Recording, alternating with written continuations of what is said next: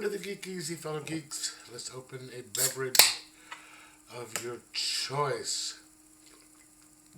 Because today, I guess in continuation of Fright for Fridays, since it is, at least for me, Friday night, I'm going to review Adventures into Terror Volume 1, which I just finished. This is another collection of is this? I don't think this is pre-code horror.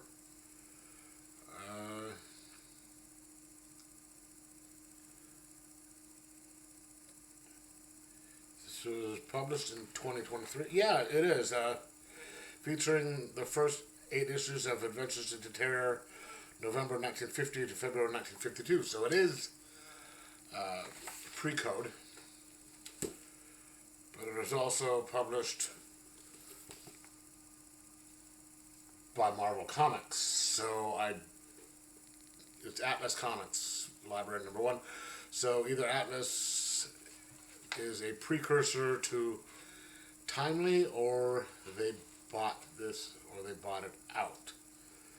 I guess there is a history of this at the beginning, which I may or may not have read,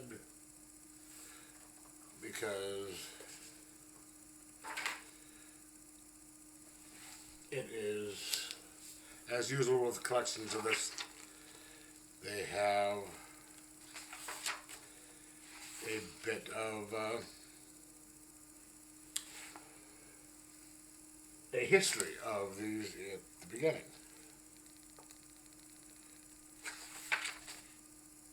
So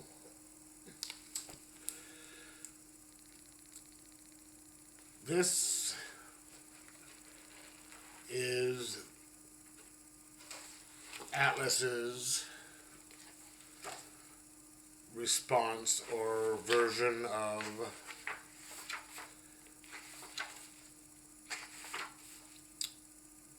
to the horror trend back in the day. EC and all that. Because if you know anything about this, after the end of World War II, superhero comics kind of fell out of fashion.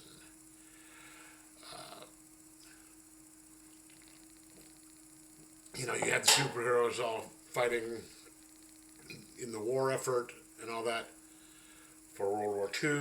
World War II ended, and people started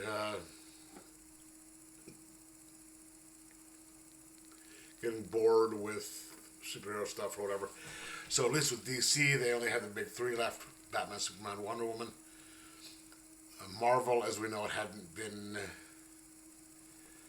created yet. That was back like Atlas and I guess Timely and all that. So in response to the superheroes, they had the romance comics, Western, science fiction, and then horror. And this is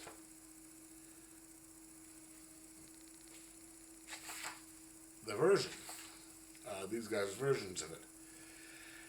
And this is pretty good.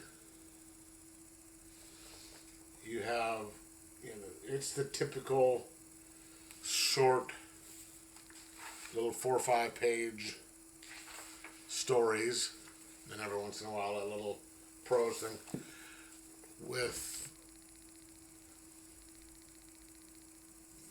quick setup, and then sometimes a twist ending, or either way the bad guy's coming to some sort of dreadful end. The thing with Atlas here, anyway, they try to be like EC,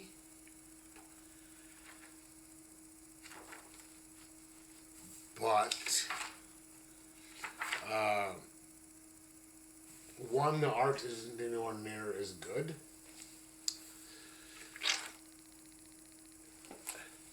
If you look at EC and the style in which they worked, there were, depending on who was drawing it, you had Graham Ingalls, you had, all these different people. Their styles were distinct and different and just kind of really gory or really clean and all that, and worked with the incredible stories that were written. This art it's good, but it's nowhere near as distinct or as good as what was done in EC.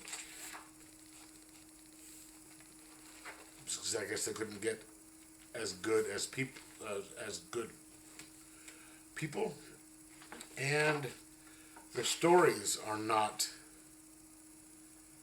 as good.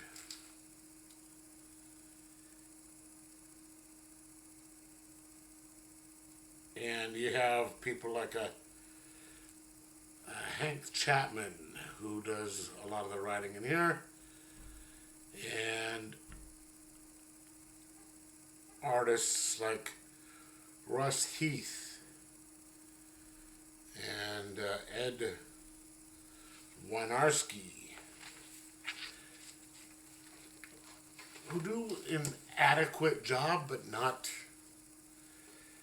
it's not EC.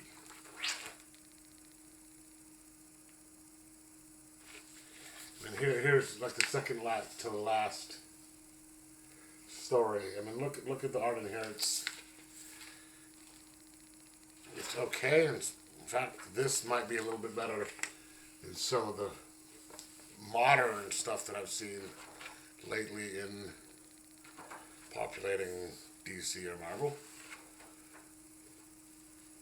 But it's not up to the par of the things that you would have in Tales from the Crypt, the Vault of Horror, and all that. So, while I do recommend this book, just because it is old pre-code horror and still kind of fun to read and interesting, it's not up to the standards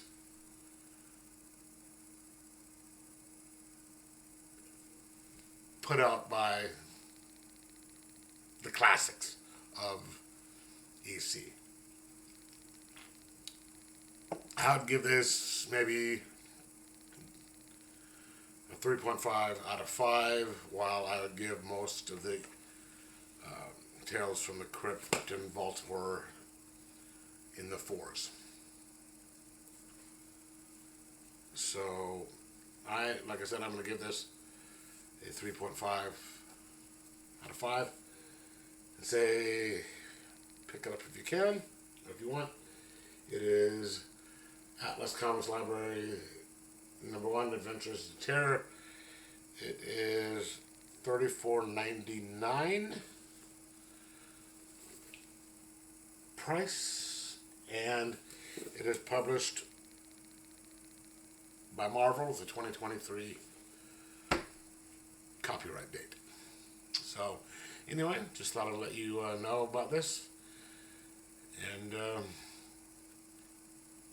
let you make up your own mind on it. So, like, subscribe, most of all, enjoy your pre-code horror.